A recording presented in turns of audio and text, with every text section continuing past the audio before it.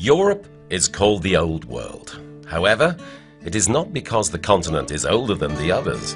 The reason for that name is cultural, not geological. Europe is renowned for its splendid capitals and rich culture. We take for granted the European blend of antique, medieval and ultra-modern architecture. In fact, it's the result of 3,000 years of history. In the process, new cities, whole empires and civilizations have appeared and vanished. We rarely think about our origins. So let's go back some 10 centuries and consider the circumstances. There was no Moscow back then, no Berlin, Prague, Amsterdam, Brussels, Warsaw, and none of the northern capitals. In the year Christ was born, only 9 of today's European capitals existed, and in 753 BC, Anno Urbis Conditiae, the year that Romulus founded the Eternal City, only 2 of today's capitals could be found on the map of Europe, Athens and Sofia. My name is Terry. I was born in London, but I've lived here for about a decade. I am a Sophian. Sofia is my city. This city's European atmosphere, its Mediterranean spirit makes me feel Celtic, Roman, Thracian, Hellenic. But above all, I feel cosmopolitan. Sofia is ancient, but it hasn't grown old. It's grown extremely wise, like the translation of its name from the Greek, God's wisdom.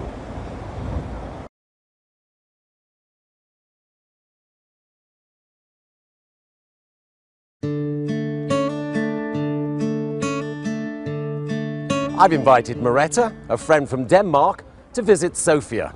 She arrives today. Most foreigners enter Sofia along Brussels Boulevard, which is named after one of the youngest European capitals. Sofia, or Serdica, is only about 1,700 years older than Brussels.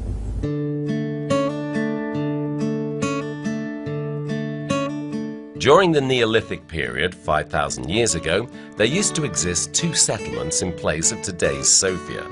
Later, the ancient town of Serdica appeared through the mists of time.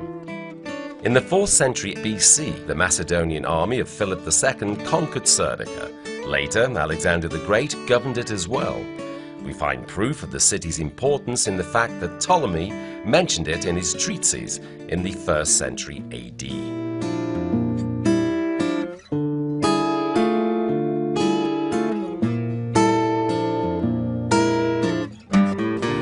So, Serdica conformed to all the major requirements of a Roman city. What you're looking at here, the Decumanus Maximus, the main east-west road in Serdica. The legions marched along these stones with deadly battles with barbarians, and the Emperor Constantine marched back this way to his palace. I see. You're talking about the Emperor Constantine, who moved the capital of the Roman Empire to Constantinople. He lived here. That's right. Constantine the Great was in love with Serdica. Legend has it that he had the intention to set up the capital here. It's said that he once claimed, "Serdica is my Rome."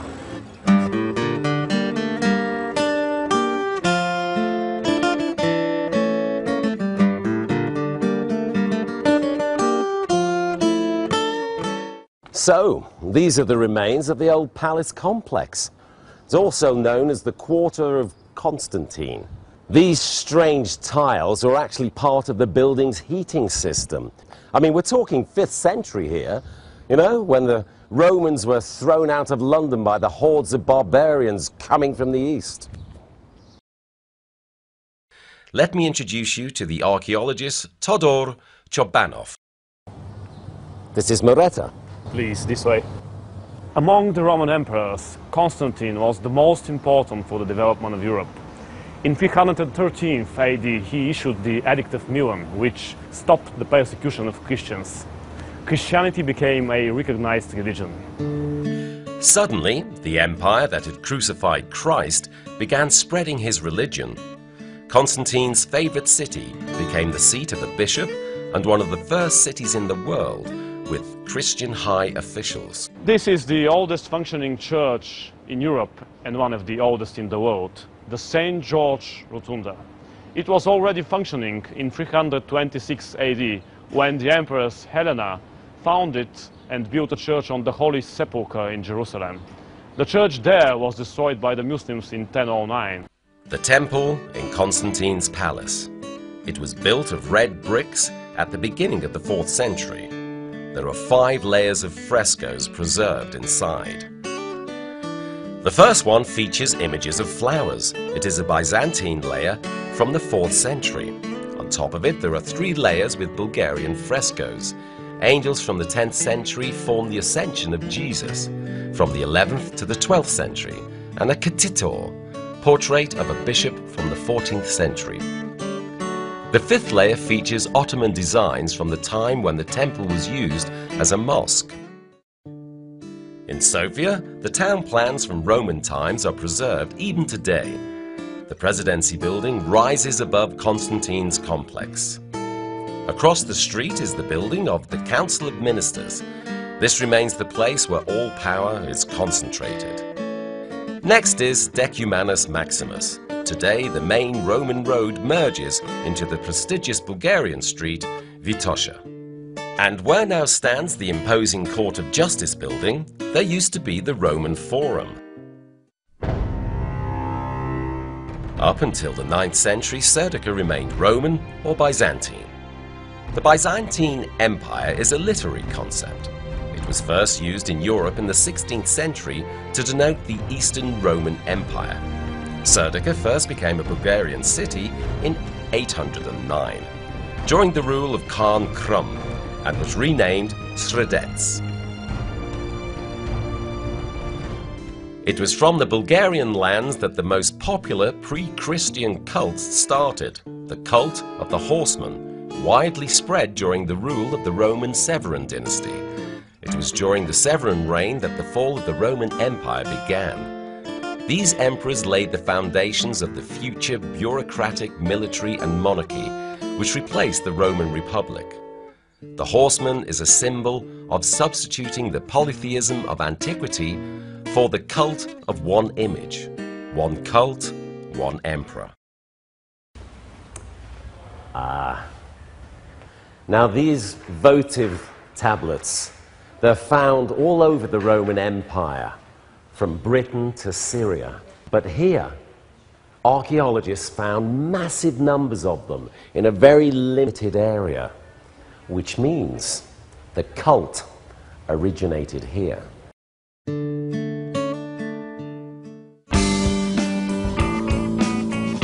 Serdica had enormous importance for the development of Christianity.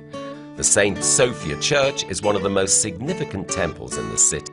The Church of St Sophia is almost contemporary to the Church of St George, younger by no more than about 40 years. In fact, bits of mosaic found inside date back to the middle of the 4th century. In 343 AD, 318 bishops convened here during the Serdica Council. For a while, Serdica was the spiritual capital of the world.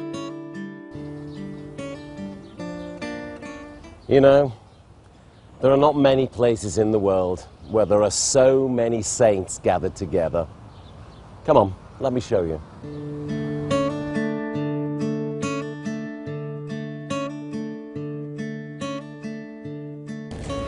So, Father, what did the Serdica Council mean to the development of Christianity?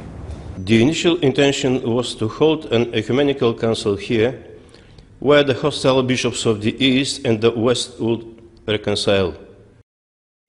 But it didn't happen that way.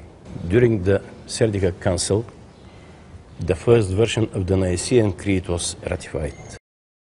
The construction of the church lasted 1,600 years. Today's appearance dates back to the rule of Justinian the Great. the last emperor to rule over the whole of the Roman Empire. I believe there is a crypt below, and I've heard that archaeologists keep uncovering new sepulchres and catacombs.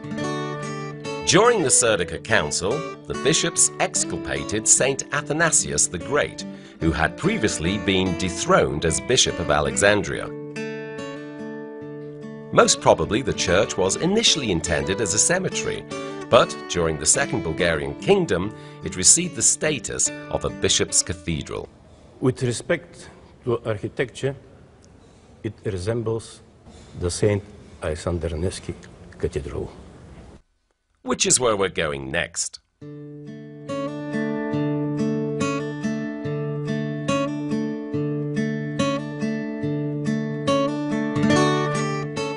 The largest Orthodox church on the Balkan Peninsula, St. Alexander Nevsky, is the Patriarchal Cathedral of the Bulgarians. It was designed by a Russian architect, but it looks nothing like a Russian church. After the liberation of Bulgaria from the Ottoman rule, there was a call in Sofia for the return to the Byzantine legacy. The Nevsky Cathedral was constructed in a Neo-Byzantine style.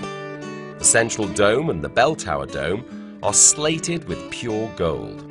A rich collection of priceless icons are kept in the crypt. The cathedral itself is constructed with extremely expensive materials of the highest quality: Italian marble, onyx from Brazil, and alabaster. So the dome here is 45 meters high, and if you look around the side you can see that the gold lettering is actually the Lord's Prayer. Yeah, and it's possible to have up to 5,000 people gathered in this space. And here is the Bulgarian Czars' thrones, and this one is the Patriarch's throne over here. It is interesting to know that no Bulgarian monarch has ever used the thrones, although Bulgaria has had 3 Czars in its modern history. The first one, Ferdinand, was the grandson of the last French king, Louis Philippe. It was during Ferdinand's rule that the cathedral was built. He was forced to abdicate after World War I, and the church was inaugurated 2 years later. Ferdinand's son, Boris III, would rather stand before the thrones, and the last Bulgarian Tsar, Simeon II, was a minor when the communists forced him out of the country. The church choir of Alexander Nevsky was where Boris Christos' amazing career started. He is often called the greatest basso profundo of the second half of the 20th century. The bell tower is 53 meters high. There are 12 bells altogether, the largest weighing 12 tons and the smallest 10 kilograms. The bell's combined weight is 23 tons. They were cast in Moscow and later transported to Bulgaria. From here you can see all of downtown Sofia, the parliament, the monument of the Russian Emperor Alexander II, who led the Russian troops during the war for liberation of Bulgaria, the Bulgarian Academy of Science. Further, you can see the domes of the Black Mosque, which is now the Sfeti Sedmo-Chislenitsi Church. The majority of the old churches in Sofia functioned as mosques during the Ottoman period. Sfeti Sedmo-Chislenitsi, however, was built as a mosque and was converted into an Orthodox church as late as the beginning of the 20th century. Excavations uncovered remains of an Asclepius temple from the Roman times. Remnants of an early Christian church were also uncovered in the foundations. Later, the Turks built their mosque on top of them. They left it when they lost Sofia. For a while, the building was used as a prison, leading to its colloquial name, the Black Mosque.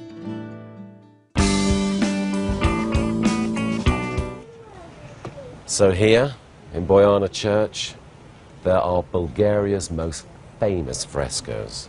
The church, which is unique in Europe, was constructed at 3 separate stages, in the 10th, 13th and 19th centuries. At different points it was a family chapel and the tomb of a local ruler. In the 13th century, Sebastokrator Kolian and his wife Desislava expanded the existing church and had it decorated with frescoes. Today you can see their portraits and those of Tsar Constantine Tikhi and his wife Irene on the walls of the church. Art historians claim that the Bojana church frescoes are portents of the European Renaissance. They are the first church frescoes in Europe that broke the canon and introduced realism in the depiction of people. They were painted 10 years before the birth of Giotto, the famous pre-Renaissance master.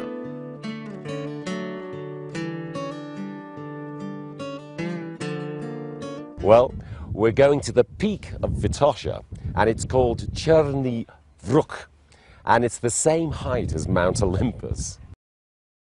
All European capitals are either by the sea or have a river running through them.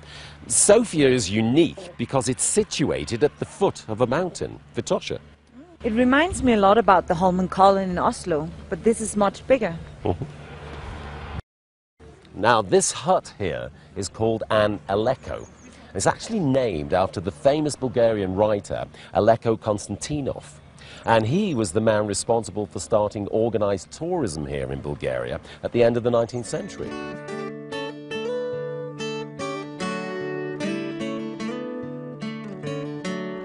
The Alpine style of the hut's architecture is no accident.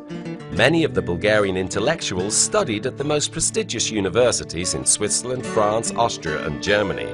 On their return to Bulgaria, they wanted to transfer the spirit of Western Europe here. This is visible in the appearance of Sofia at the beginning of the 20th century. The architects were from Austria, Germany, France and Italy at first, then later Bulgarians. They created the unique look of the city, especially the combination with the Byzantine shapes of the Orthodox churches. This impressive building was the state printing house at the beginning of the 19th century. Today it's the Museum for Foreign Art, and it holds one of the richest collections of traditional Indian work, one of the largest in Europe. The military club was one of the most imposing buildings in Sofia before World War II. It was a place where officers gathered together, where they brought their wives or companions, and grand Vienna balls were organized here. In the 1930s, the legendary Russian opera singer Fyodor Shaliapin sang on the stage of the Grand Hall. But speaking of opera, Rainer Kabayevanska and Nikolai Gayurov's international careers also started in Sofia. The Bulgarian Academy of Science, an elegant building for the guardians of knowledge. The academy is older than the modern Bulgarian state. It was established in 1869. Not as a result of the whim of a monarch, the usual case in Europe, but by a group of enthusiasts from the sciences and arts. Sofia University. St. Clement Ohridsky is the oldest higher education institution in Bulgaria. The first professors here were foreigners, mainly Czechs and Austrians, invited here by the Prince Regent Ferdinand. After the October Revolution in Russia, a new wave of professors was invited here, this time mainly white Guard emigrants. The university has always been the center of opposition. The students here were the most vehement anti-monarchists. During the communist era, this was the only place where opponents of the regime congregated and worked. The building was erected thanks to the financial donation of two brothers, whose monuments are seen by the main entrance. Evlogi and Hristo Georgiev were rich merchants, millionaires who lived in Romania.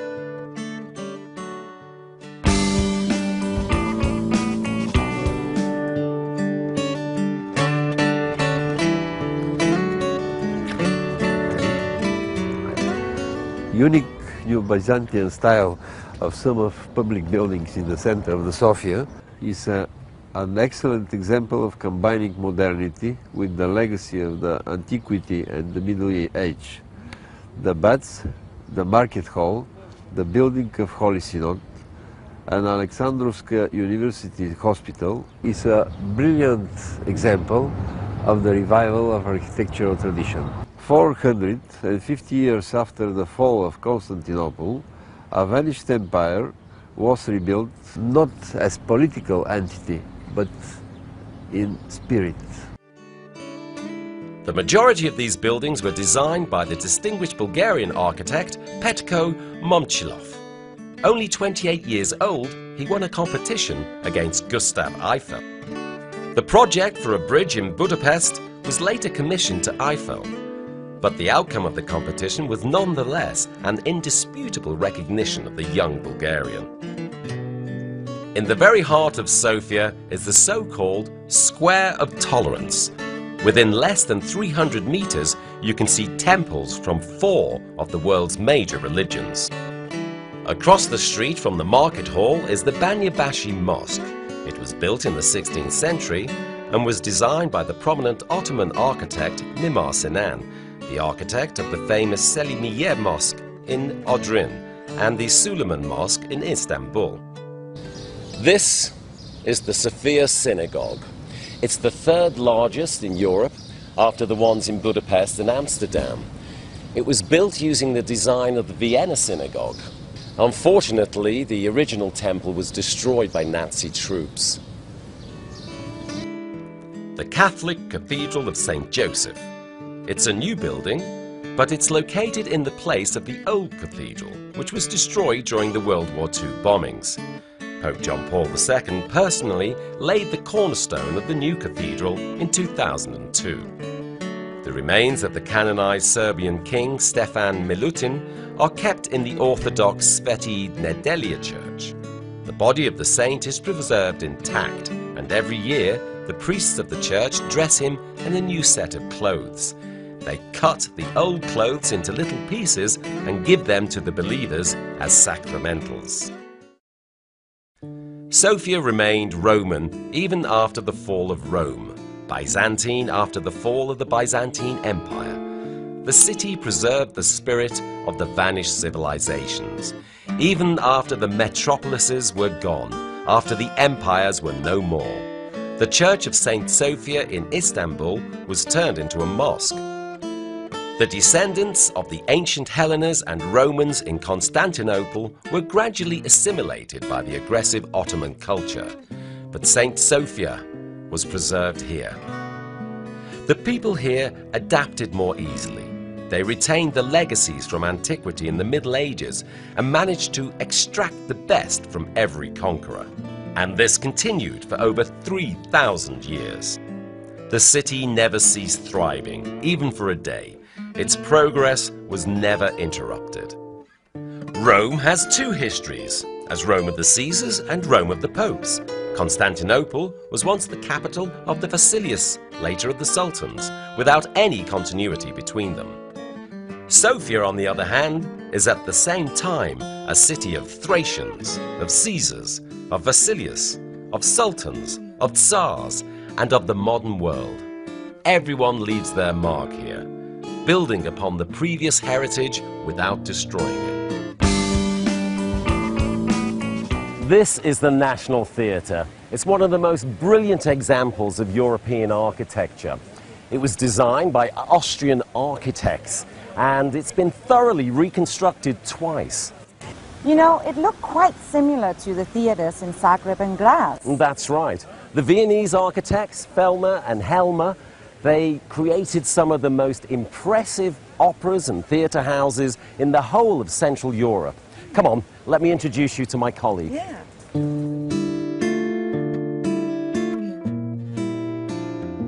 There are over 10 theatres in Sofia.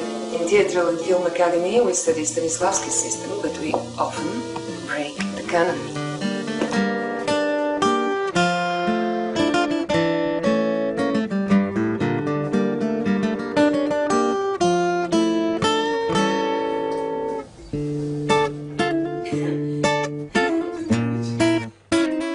At the inauguration of the National Theatre in 1907, a group of rebellious students booed Prince Ferdinand. As a result, the government was overthrown and the university was closed for a year. Now for something more recent. The National Palace of Culture is really impressive with its proportions and potential to host various events. More steel was used for its construction than for the Eiffel Tower. The palace has 13 halls, and the largest one, Hall 1, has 5,000 seats and excellent acoustics. The National Palace of Culture was erected for the commemoration of the 1300th anniversary of the founding of the Bulgarian state. Sofia's motto is "Growing without aging," and it is quite true. Even as a spiritual capital of the old world, Sofia is not old. It is ancient, which is quite different. In an area of several square kilometers, the whole of Europe is represented, and the whole of European history from antiquity to the present day. In less than an hour, you can experience all the stages of its history. The journey from Rome to Constantinople, which took centuries in time and thousands of kilometers in distance, can be covered in minutes within Sofia. Go ahead and try it.